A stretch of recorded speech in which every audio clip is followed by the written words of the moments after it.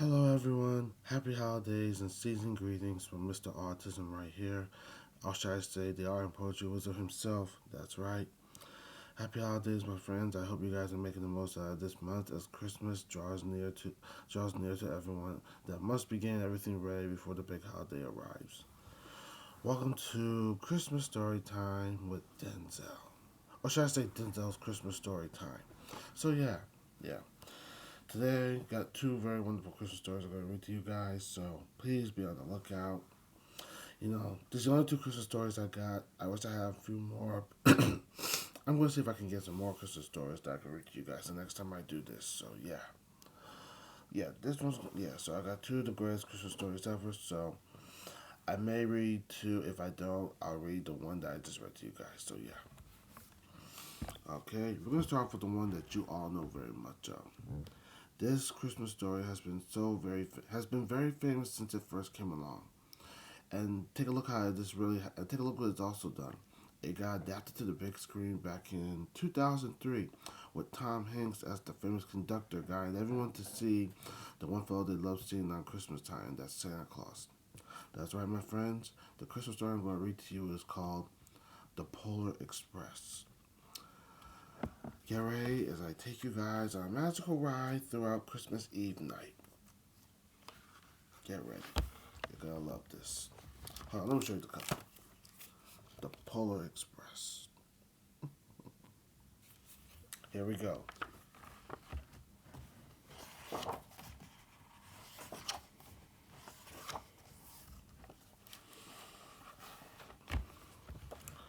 On Christmas Eve, many years ago, I lay quietly in my bed. I did not rustle the sheets. I breathed slowly and silently. I was listening for a sound a friend had told me I'd never hear. The ringing bells of Santa's sleigh. There is no Santa, my friend had insisted, but I knew he was wrong. Late that night, I did hear sounds. Though not of ringing bells. From outside came the sounds of hissing steam and squeaking metal.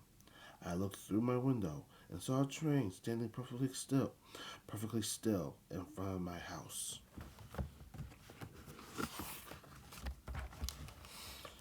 It was wrapped in an apron of steam. Snowflakes fell lightly around it.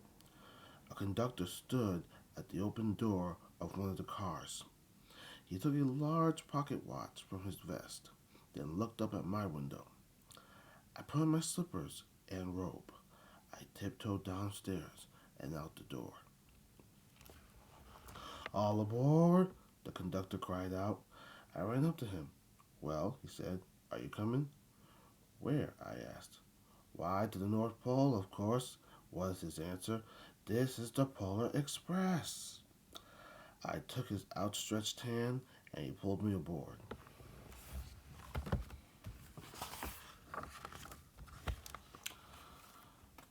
Oh, yes.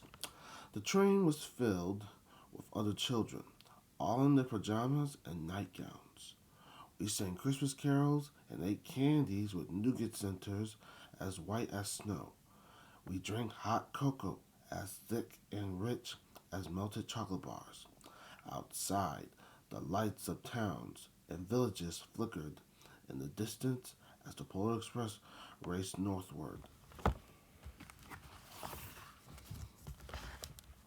Soon, there were no more lights to be seen. We traveled through cold, dark forests, where lean wolves roamed and white-tailed rabbits hid from our train as it thundered through the quiet wilderness. Sorry about that. We climbed mountains so high it seemed as if we would it seemed as if we would scrape the moon. But the Polar Express never slowed down. Faster and faster we ran along, rolling over peaks and through valleys like a car on a roller coaster.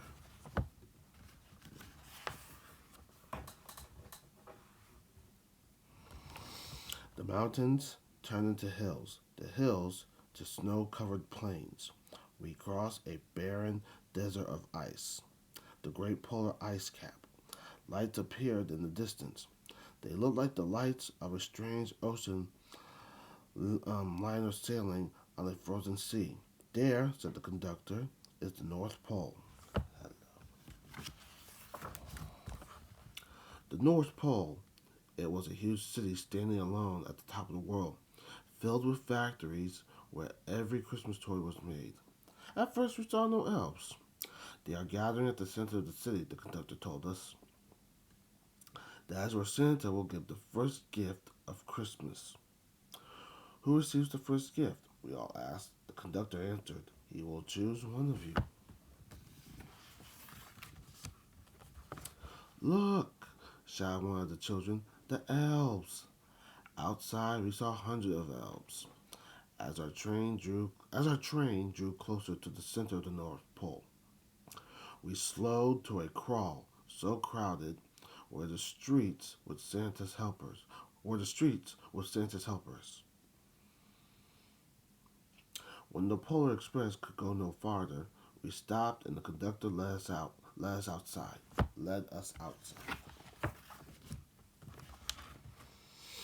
We pressed through the crowd to the edge of a large open circle. In front of us stood Santa's sleigh. The reindeer were excited. They pranced and paced, ringing the silver sleigh bells that hung from their harnesses. It was like a magical sound, like nothing I ever heard. Across the circle, the elves moved apart and Santa Claus appeared. The elves cheered wildly.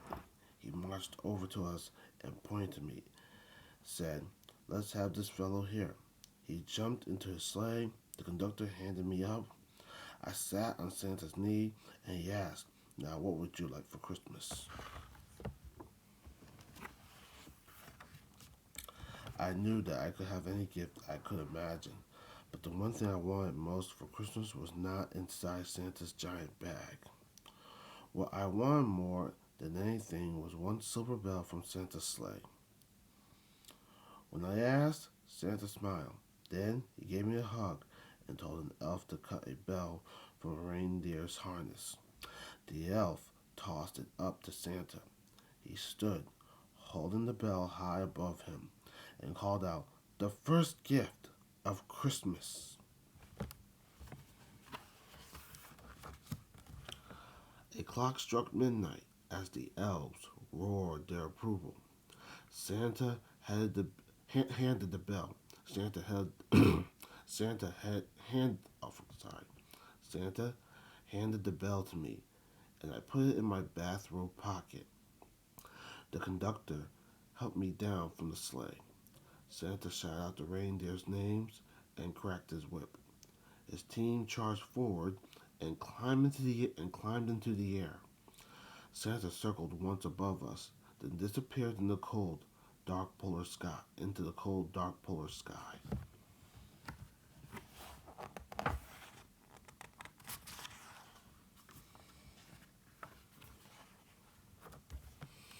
As soon as we were back inside the Polar Express, the other children asked to see the bell.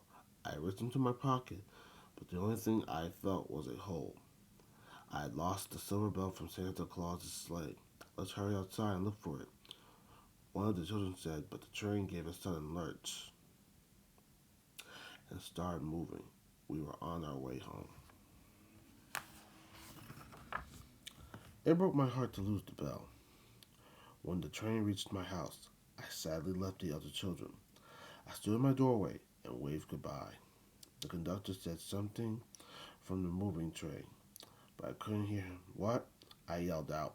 He cupped his hands around his mouth. Merry Christmas! He shouted. The Polar Express let out a loud blast from its whistle and sped away.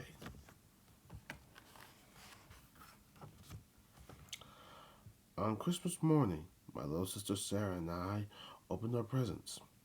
When it looked as if everything had been unwrapped, Sarah found one last small box behind the tree. It had my name on it. Inside was the silver bell. There was a note.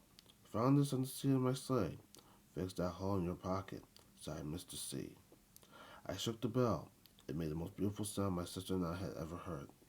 But my mother said, "Oh, that's too bad." "Yes," said my father, "it's broken."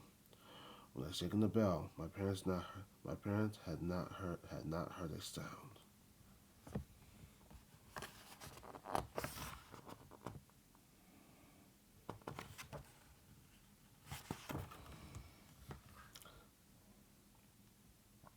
At one time, most of my friends could hear the bell, but as years passed, it fell silent for all of them. Even Sarah found one Christmas that she could no longer hear its sweet sound. Though I've grown old, the bell still rings for me, as it does for all who truly believe. The end. There you have it, my friends. That was the famous story of all Christmas stories, the Polar Express. And to tell you this, there's a disc that came along with it that has famous actor Liam Neeson portraying as the narrator throughout this story. So yeah, so I was glad to read this to you guys. So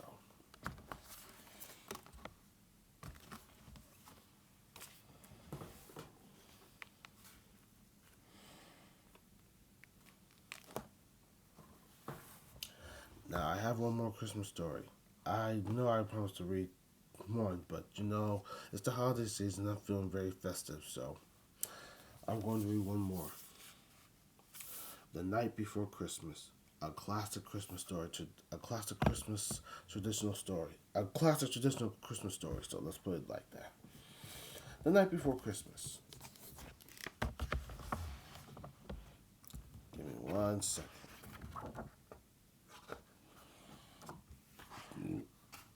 I'm not gonna lie. Every time I read this Christmas story, it just reminds you how it all starts and how everything ends. So here we go. 'Twas the night before Christmas, when all through the house not a creature was stirring, not even a mouse. The hawkings were hung by the chimney with care, in hopes that St. Nicholas soon would be there. The children were nestled all snug in their beds, while visions of sugar plums danced in their heads. And Mamma in her handkerchief and I in my cap had just settled down for a long winter's nap.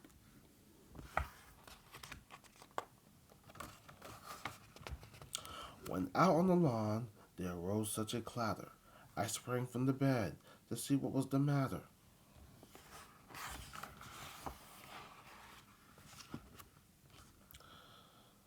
Oh, yeah. No, you get to this part too. Away to the window I flew like a flash, tore open the shutters and threw up the sash. The moon on the breast of the new fallen snow gave the luster of midday to objects below. When what when what to my one when what to my wondering eyes should appear but a miniature sleigh and 8 tiny reindeer.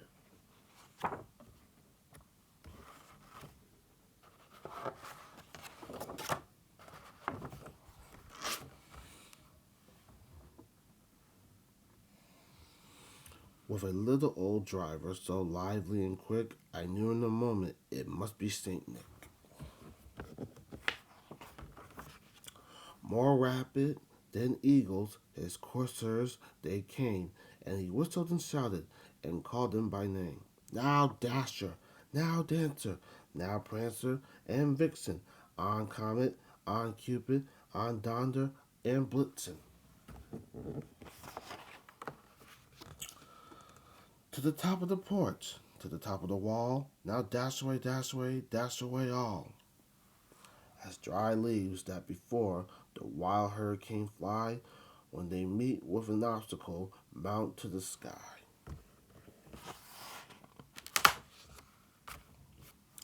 So up to the housetop the coursers they flew, with a sleigh full of toys and Saint Nicholas too.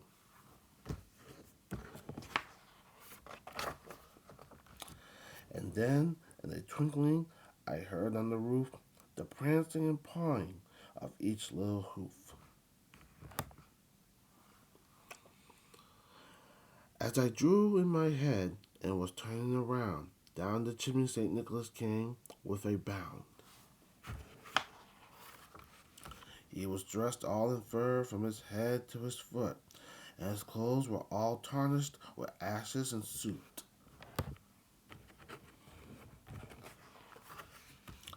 A bundle of toys he had flung on his back, and he looked like a peddler just opening his pack. His eyes, how they twinkled, his dimples, how merry. His cheeks were like roses, his nose like a cherry.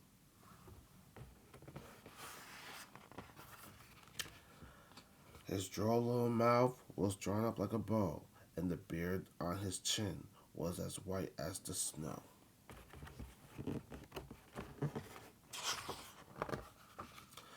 The stump of a pipe he held tight in his teeth, and the smoke encircled his head like a wreath.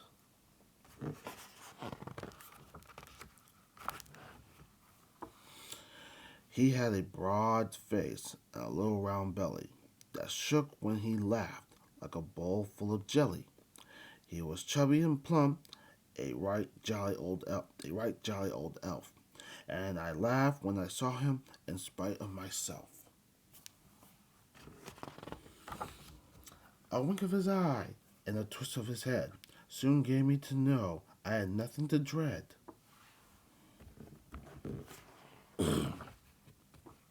He spoke not a word, but went straight to his work, and filled all the stockings, then turned with a jerk, and laying his finger aside of his nose, and giving a nod, up the chimney he rose.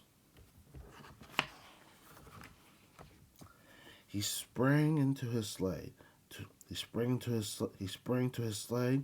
To his team gave a whistle, and away they all flew like the down of a thistle. Thistle.